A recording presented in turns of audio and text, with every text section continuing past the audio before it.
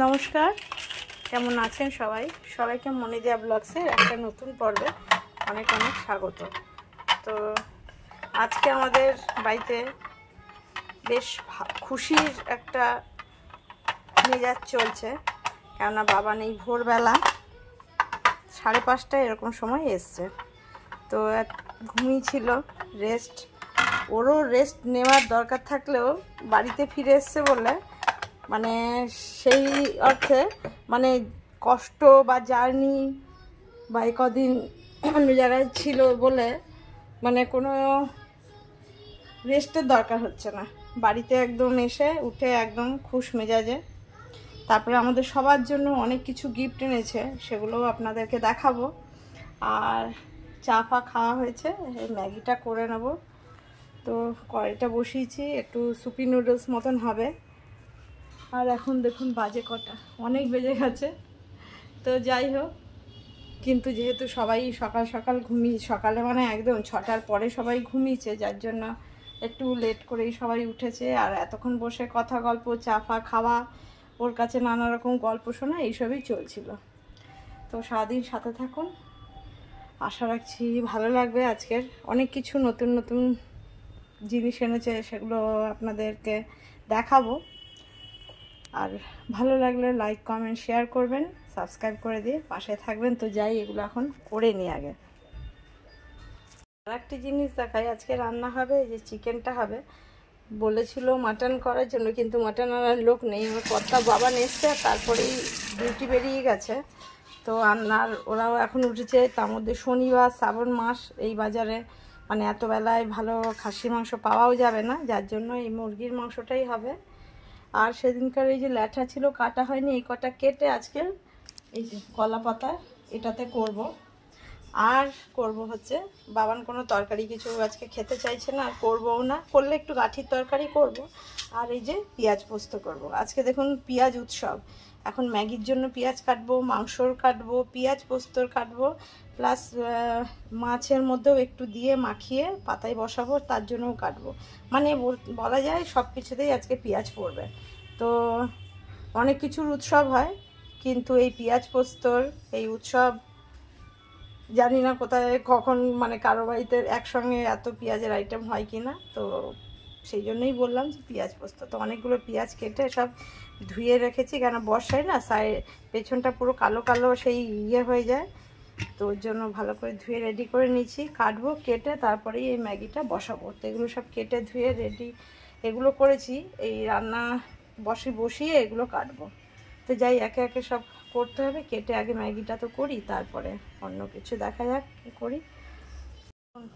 পেঁয়াজ কাটার আজকের অবস্থা, ভ্যারাইটিস টাইপের পেঁয়াজ। এটা মাছি মাংসে দেবো, এটা পেঁয়াজ পোস্ত হবে, এটা ম্যাগিতে দেবো। তো এটা একদম ফাইন চপড পেঁয়াজের পোস্ত, তো লম্বা লম্বা হয়। আর এটা এরকম কড়াইতে দিয়ে দিচ্ছি একটুখানি তেল। ম্যাগিটা বসাবো বলে সব কেটে ঢেলে রেখেছি। এই যে দেখুন, বাবান পুনে দিবে। এই ব্যাগটা আমার জন্য এনেছে, খুব সুন্দর দেখতে, কালারটাও খুব সুন্দর। এটা আমার জন্য এনেছে, একটা এনেছে দিয়ার জন্য, একটা দিয়ার বোনের জন্য। এই যে ওদেরগুলো এই যে এরকম, আর আমারটা এটা খুব সুন্দর এগুলো। আর সোনার জন্য চলুন দেখাই, অনেক খেলনা নিয়ে এসছে। যদিও এগুলো পুনের থেকে না, এগুলো এয়ারপোর্ট থেকে নিয়েছে। আর এগুলো তো ফ্লাইটে দিয়েছিল, ইন্ডিগোর এই যে ফ্লাইটের এইগুলো। আর এই যে শোনার জন্য এই একটা গাড়ি নিয়ে এসছে, এগুলো সব এয়ারপোর্ট থেকেই কিনেছে। এই দেখুন এখানে একটা, এই যে এইগুলো সব নিয়ে এসছে। এবার ও গেছে অফিসের কাজে, ও তো আর শপিংয়ের সময় পায়নি না। তাও ওই শপিংয়ে একদিন বেরিয়েছিল, বেরিয়ে আমাদের জন্য ব্যাগগুলো কিনেছিল। আর এগুলো এয়ারপোর্ট থেকে আমাদের পুপলির জন্য নিয়ে এসছে। এই যে এটা একটা, এটা একটা। এই যে পেঁয়াজ পোস্তাটা এবার বসাবো। তেলটা দিয়ে দিয়েছি, পেঁয়াজটা দিয়ে দিই। একটু লাল করে পেঁয়াজটা আগে ভেজে নেব। পেঁয়াজ পেঁয়াজটা একটু লাল করে না ভাজলে ভালো লাগে না।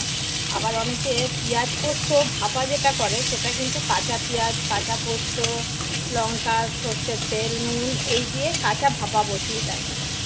এইটা ভাপা নয়, এটা পেঁয়াজ পোস্ত যেরকম হয় সেরকমই করবো, পেঁয়াজটা লাল করে ভেজে নিয়ে। আর এই যে লঙ্কাটা, কাঁচা লঙ্কা আর পোস্তটা বেটে নিয়েছি। এইভাবেই পেঁয়াজ পোস্ত আমি করি, তো অন্য কেউ অন্যভাবে করে কি না আমার ঠিক জানা নেই, নিশ্চয়ই অন্যভাবে হতেও পারে। এক একজনের মুখের স্বাদ এক এক রকম, এক একজনের রান্নার পদ্ধতিও এক এক রকম। তো আমি তো এইভাবেই করবো। একটু লাল করে আগে ভেজে নেব। পেঁয়াজটা একদম লাল করে ভাজা হয়ে গেছে, এর থেকে বেশি লাল দরকার নেই। এবার এই পোস্ত আর লঙ্কা বাটাটা দিয়ে দেবো।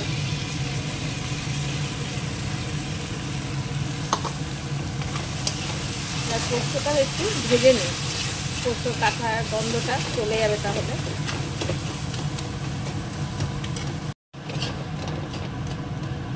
ভাজা হয়ে গেছে, হালকা একটু নুন দেবো, কারণ পোস্ত বাটার মধ্যে আমি নুন লঙ্কা একসঙ্গে দিয়ে দিয়েছিলাম, তাহলে পোস্তটা খুব ভালো মিহি বাটা হবে। একটু নুন দিয়ে দিলে, নুন তো একটু খসখসে, তো পোস্তটা খুব সুন্দর বাটা হয়। যেমনি সর্ষে বাটার সময় একটু নুন দিলে খসখসে হয়ে গেলে ভালো একদম প্লেন স্মুথ বাটা হয়। এবার দিয়ে দেবো চিনি স্বাদ মতন।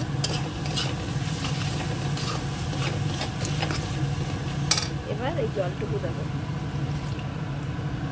এর থেকে বেশি জল দেবো না। এবার একটু ঢেকে দেবো, নামানোর সময় একটু শুধু কাঁচা সর্ষের তেল দেবো। তো এইভাবে এইটা দিয়েই কিন্তু গরম ভাত এক থালা খাওয়া হয়ে যায়। যেমনি অন্য কিছুর ভর্তা হয়, এটাও এক টাইপের ভর্তাই, তো পোস্ত ভর্তা বা পোস্ত পেঁয়াজ পোস্ত যাই বলেন, তো খেতে বেশ ভালো হয়। এবার ঢেকে দিই। পেঁয়াজ পোস্তটা হয়ে গেছে, এবার একটুখানি কাঁচা তেল দিয়ে দিই, একটুখানি দিলাম, মিশিয়ে এটা রাখবো না, আর এই কাঁচা গন্ধটাই থাকবে এর ভেতরে। এবার নামিয়ে নেবো এটাকে। এটা দেখতে কেমন হয়েছে? অনেকটাই বেশ হয়েছে।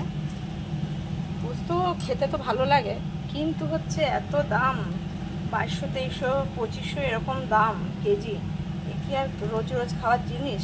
তাও শখে, এখন খাসির মাংসের চেয়ে দামি, ইলিশ মাছের চেয়েও দাম বেশি। ওই শখেই দু একদিন খাওয়াই ভালো। কচুটা একটু নুন আর হলুদ দিয়ে সেদ্ধ করে নিচ্ছি। এবার এটা কড়াই বসিয়েছি, করে নেবো।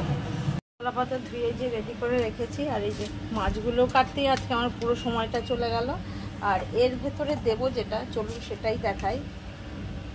কেটেছি ধনেপাতা কুচোনো, রসুন কুচোনো, কাঁচা লঙ্কা কুচোনো, পেঁয়াজ কুচোনো, এই যে একটু আদা বাটা।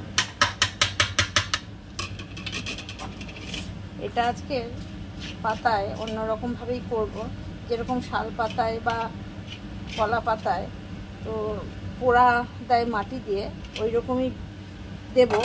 তো দেখি কতটা কি পারবো জানি না, আর গ্যাসে কতটা কি হবে সেটাও বুঝতে পারছি না। তো এইগুলো সব দিয়ে দিলাম। এবার দিয়ে দেবো এর মধ্যে একটুখানি জিরে গুঁড়ো, একটু হলুদ গুঁড়ো,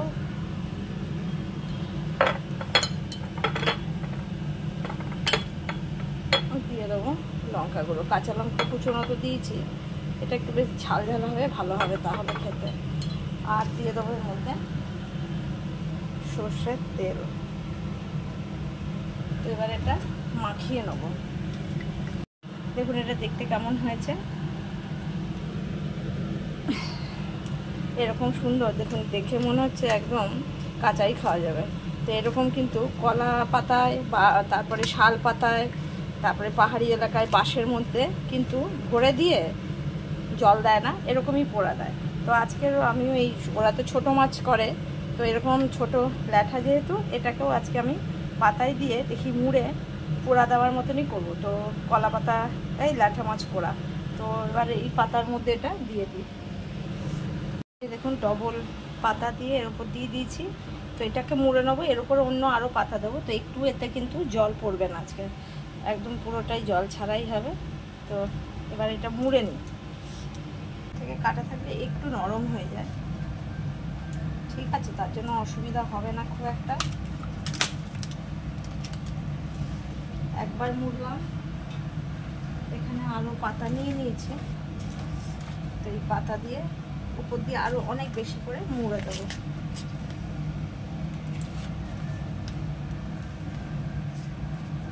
যতটা বেশি মোড়া যাবে তত সেফ থাকবে।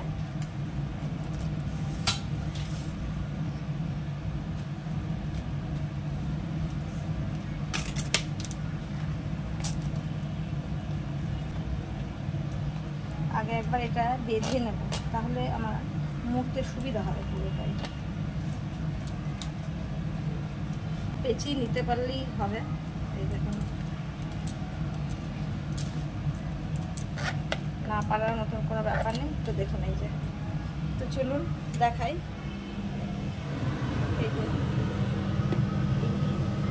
কড়াইটা বসিয়ে দিয়েছি, বসিয়ে দেবো, একটু ঢেকে দিই, তাহলে ভেতরটা ভালো সেদ্ধ হয়ে যাবে। এরকমই এটা থাকবে।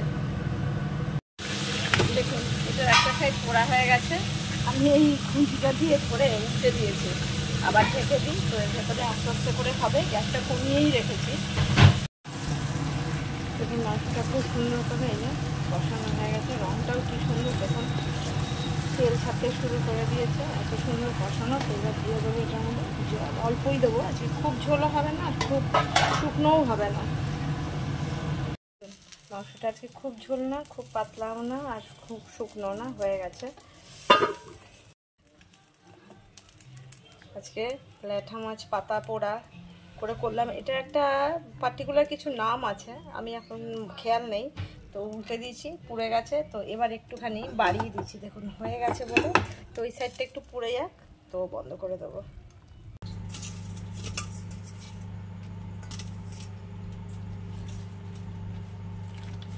কিভাবে পুরোটা আটকে ছিলাম, আবার কিভাবে পুরোটা খুলছি আপনাদের সামনে, কিন্তু পুরোটাই তুলে ধরছি।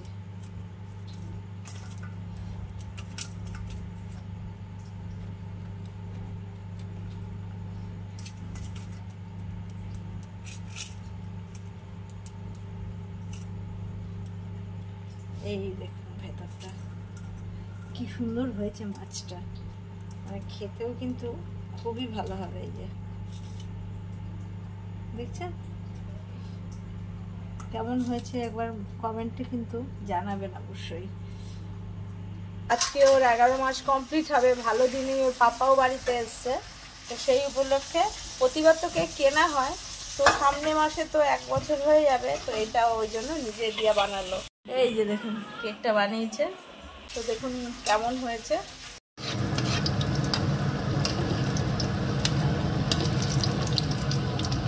গালটি খাওয়া, এই যে এখানে এটা রেডি করে নিয়েছে।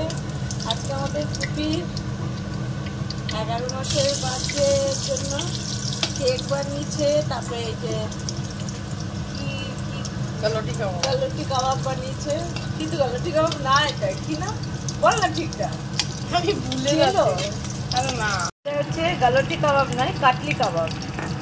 তো এটার যদি পুরো রেসিপিটা চান তো কমেন্ট করে জানাবেন, তো তাহলে পুরোটাই আবার বলে দেবেন কীভাবে কী করেছে।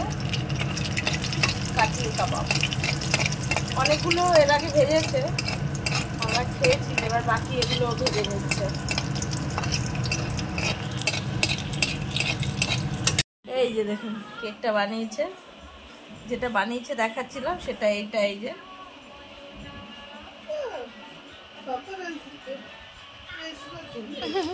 আর এইটাও দেখিয়েছিলাম, এই কার, এটা একটা, এগুলো সব বাবার নিয়ে এসেছিল।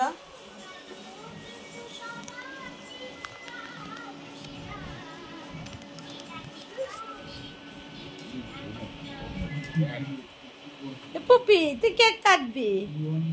এই ছুরি ছুরি ছুরি চাই তো, নাইফ নিয়ে এসিস?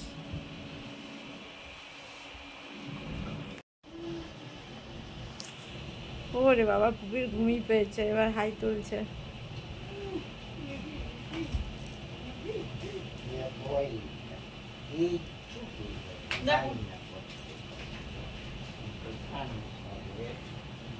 ওর চোখে ঘুম চলে এসছে। সামনে মাসে পুরো 1 বছর হয়ে যাবে। কত গিফট পেয়েছে দেখো, কত গিফট পেয়েছে আজকে পুপাই। ওই কাটলি কাবাবটা ওরই উদ্দেশ্যে বলে সামনে দিচ্ছিস, ও একটু খাবে ওটা। একটু মুখে দিয়ে দাও, আজকে তো হোমমেড পুরো। হ্যাঁ